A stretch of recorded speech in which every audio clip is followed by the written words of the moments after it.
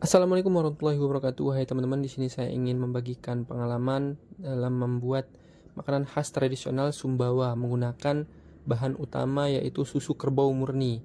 Ya, jadi di sini prosesnya menggunakan 100% tradisional ya. Kita menggunakan tangan, belum menggunakan alat-alat yang modern seperti mixer ataupun blender.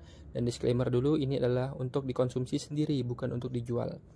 Apa yang kita butuhkan? Yang pertama, hanya 3 bahan. Yang pertama, gula merah, itu dicincang kecil-kecil seperti ini ya, atau diparut ya, seperti ini kecil-kecil ya, agar nanti mudah larutnya ya. Yang kedua itu ada terong berwarna kuning, itu kalau kami menyebutnya terong para.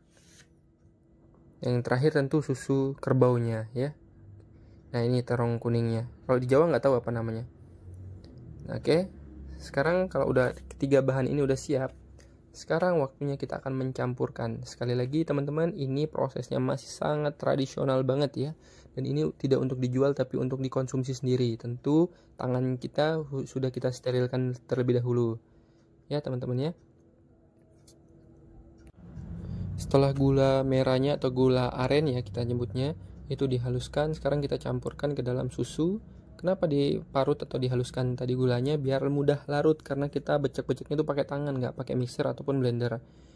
Nah, takutnya kalau pakai mixer atau blender nanti kandungan atau zat di susu itu bisa berubah dan mempengaruhi cita rasanya ya teman-teman ya. Nah, di sini kita akan campur sampai benar-benar larut ya antara gula merah dan susu kerbaunya. Ini susu kerbau murni yang baru diperas dan belum dipasteurisasi sama sekali. Ini benar-benar masih alami dan murni sekali ya. Ini kita benar-benar sampai halus, sampai meresap banget, sampai tercampur rata dengan susunya ya. Jangan sampai ada gumpalan-gumpalan gulanya yang belum larut ya, sehingga nanti mempengaruhi cita rasanya. Oh iya teman-teman, untuk terong yang warna kuning itu saya nggak tahu di bahasa Indonesianya apa atau di Jawa itu namanya apa. Mungkin teman-teman di daerah masing-masing itu namanya beda, tapi di tempat kami itu namanya terong para ya, di Sumbawa. Oke, jadi terong itu dilarutkan ke air, diremes-remes dan disaring. Kita ambil saringnya. Fungsinya untuk dia memadatkan ya, atau biar nanti susu itu bisa menggumpal seperti itu. Oke teman-teman, ini sudah cukup merata. Kita akan tambahkan susunya sekali lagi, 1 botol lagi ya. Nah, kita pastikan tidak ada gula merah yang masih padat, harus tercampur rata dengan susunya. Oke baik teman-teman, setelah tercampur rata ya, kita rasa sudah, kita pastikan tidak ada gula merah yang menggumpal ya, karena sekali lagi akan merubah cita rasanya nanti. Nanti akan ada gula merah yang akan kita gigit, itu kan nggak, kurang nyaman itu. Jadi harus benar-benar gula merahnya larut. Setelah larut baru kita nanti masukkan terong kuning itu tadi, perasan terong kuning atau sari terong kuning ya kita menyebutnya, ke dalam larutan susu campur gula merah tadi. Ini untuk memadatkan ya cairan tadi, dan kita campur dengan merata dulu sampai betul-betul merata. Harus segera diaduk ya, karena nanti takutnya keburu menggumpal nanti adonannya.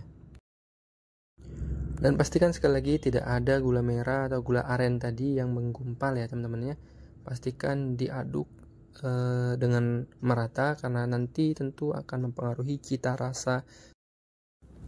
Oke, proses selanjutnya kita akan memasukkan ke wadah atau cetakan ya, sesuai dengan selera kita ukurannya ya. Nah, sekarang udah kita masukkan ke cetakan seperti ini dan siap untuk dikukus.